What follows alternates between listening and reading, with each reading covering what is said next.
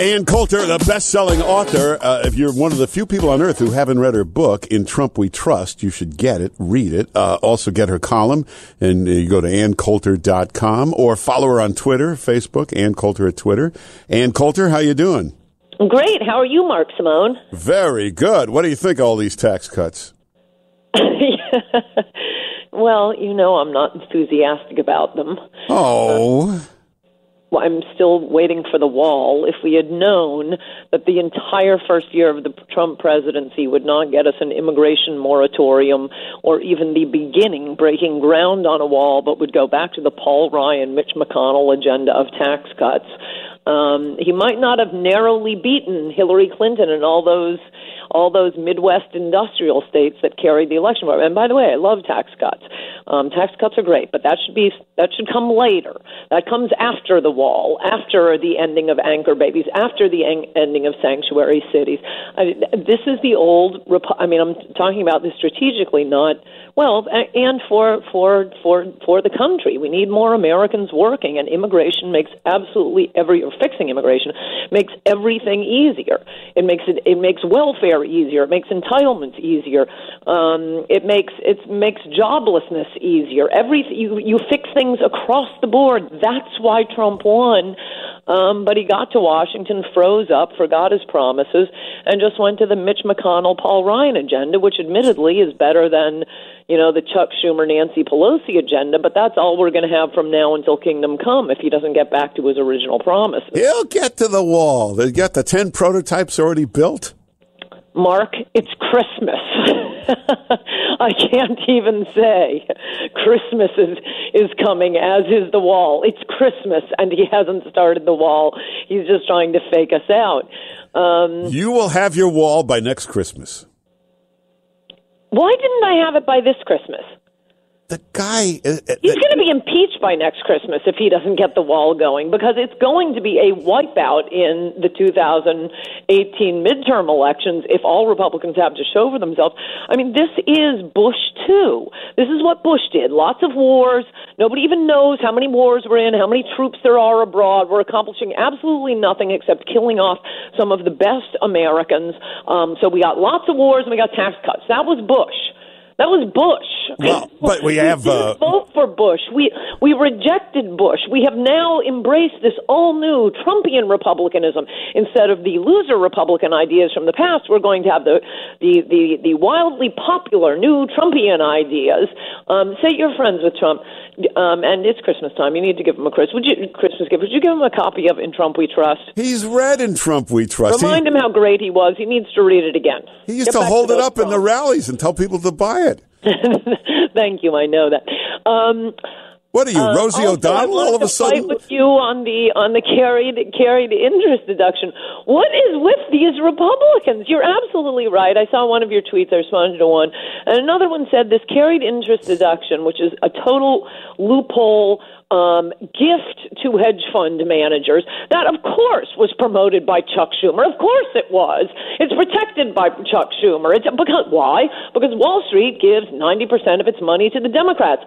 Why are Republicans saving it? Everybody hates Wall Street. You want to do something popular, Republicans? I don't care how much money it brings in. It's not fair.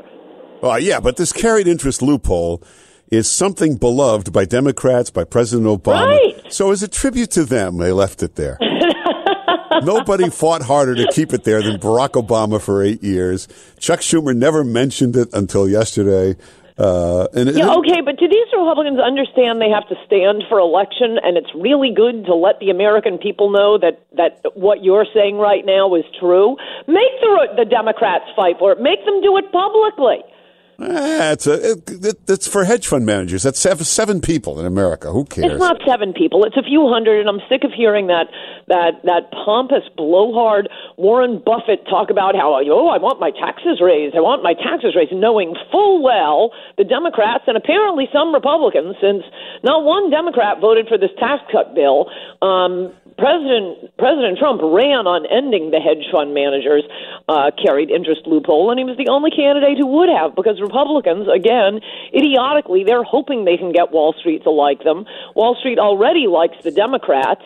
Wall Street is probably the least popular entity in America. I bet trial lawyers are poll higher than Wall Street. Yeah. Have you watched these interviews like Wolf Blitzer where they go after Bob Corker and others and they say, you benefit personally from this tax bill? Do they know that these congressmen have passed 1 million laws that benefit them personally? Do you know they even exempted themselves from insider trading? They're exempt from like 900 laws. Nobody's ever grilled them about that. No, you're right. You're right. That Peter Schweitzer book, exposing them all for their insider trading, knowing about laws that were about to be passed, and then quickly investing in the pharmaceutical industry or whatever, or selling stock, whatever it was. I mean, that is quite devastating. And you're right. I never saw that being made a big deal of. I do think it's very silly for liberals to keep saying that some rich people are going to benefit from the tax cut. Well, yeah, rich people are the only ones who pay taxes. Half the country doesn't pay taxes. But that goes back to my argument of why this is a dumb bill to start with. It would be one thing if they're passing a bill a week, but if you have to throw your entire legislative effort behind one bill, when 50% of Americans only pay an income tax, and some percentage of them are paying, $100, $800, $1,000. So the maximum possible popularity for a tax cut bill, maximum possible, is going to be 40%.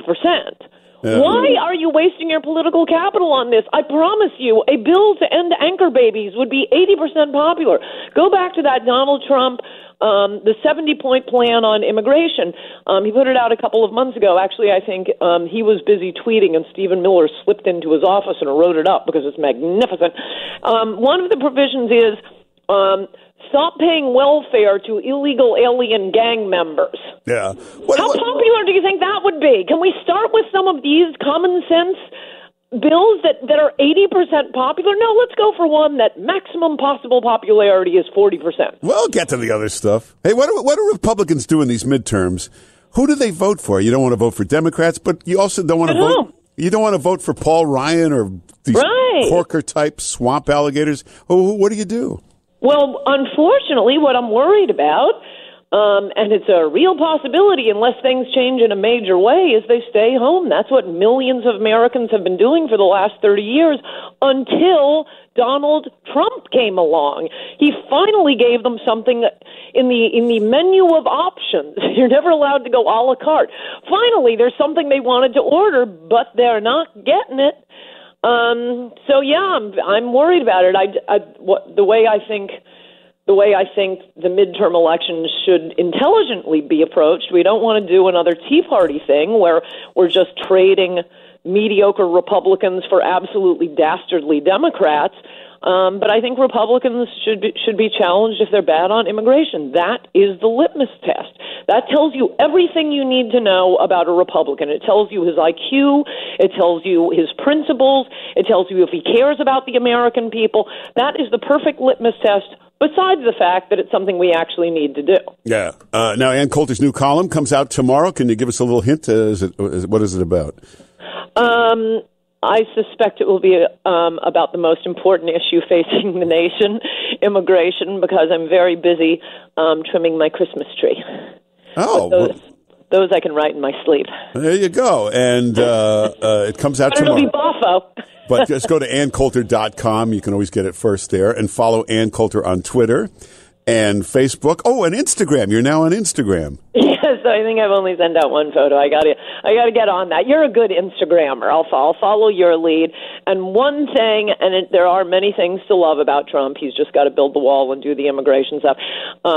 Let's celebrate right now by saying Merry Christmas, Mark Simone. Merry Christmas, Ann Coulter, and thanks for being with us. Good to talk to you. And get her book, In Trump We Trust, and go to AnnCoulter.com.